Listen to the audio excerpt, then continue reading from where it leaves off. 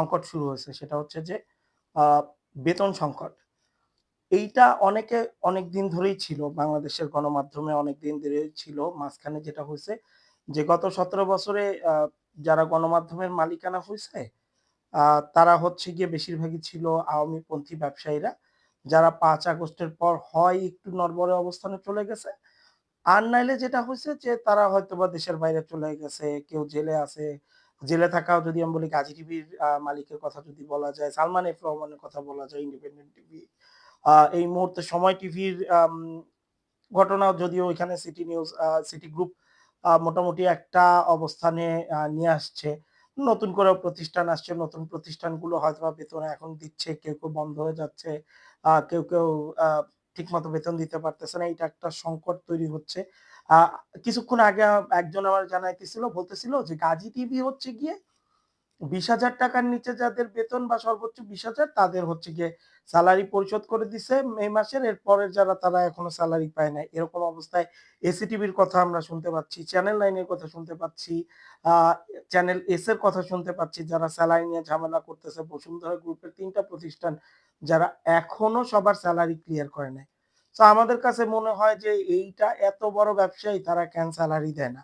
এইগুলার ১ম একটা কারণ বললাম। ২য় কারণ হচ্ছে গিয়ে যে আমাদের গণমাধ্যমগুলো সেই অর্থে প্রফিটেবল হইতে পারতেছে না। গণমাধ্যমগুলোর বিজ্ঞাপন আর হচ্ছে গিয়ে ডিজিটালের উপর নির্ভর করতে হচ্ছে। সো এত বড় প্রতিষ্ঠান আসলে ডিজিটাল দিয়ে চালানো আসলে অনেকটা কঠিন বলে আমার কাছে মনে হয়। বিজ্ঞাপনটাও এখন বিভিন্ন অনেক জায়গায় ভাগ হইছে। আগে বিজ্ঞাপন ছিল শুধুমাত্র টেলিভিশন, পত্রিকায় যেত। আর এখন কি হইছে? এখন আপনার বিজ্ঞাপনগুলো হচ্ছে গিয়ে কনটেন্ট ক্রিয়েটরদের কাছে যাচ্ছে, বিভিন্ন Facebook পেজে যাচ্ছে। নিজেরাই Facebook পেজে বিজ্ঞাপন দিয়ে দিচ্ছে। সো বিজ্ঞাপনের পরিমাণ কমে গেছে। এই যে সংকটগুলো, এই সংকটগুলো না আরো বাড়বে সামনে। আমার যেটা মনে হয়। কারণ নতুন আরো গণমাধ্যম আসবে। এই মুহূর্তে ধরেন আপনারা যদি অবাক হবেন যে ৩,৫০০ এর উপরে অনলাইন নিউজ পোর্টাল হচ্ছে গিয়ে নিবন্ধনের অপেক্ষায় রইছে। বেশ কয়েকটা টেলিভিশন অনুমোদনের অপেক্ষায় আছে।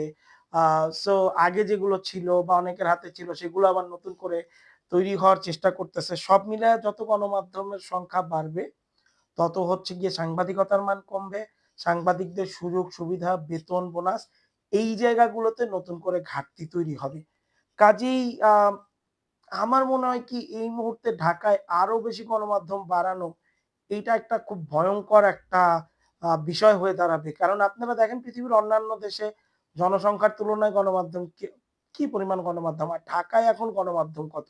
আপনি দেখেন কি পরিমাণ আ পত্রিকা, অনলাইন নিউজ পোর্টাল, তারপর হচ্ছে গিয়ে টেলিভিশন, রেডিও মানে মানুষের তো একটা মানে এত মানুষ এই অনুযায়ী একটা গণমাধ্যমেরই করা উচিত। কিন্তু সেই তুলনায় ঢাকায় এখন অনেক বেশি গণমাধ্যম।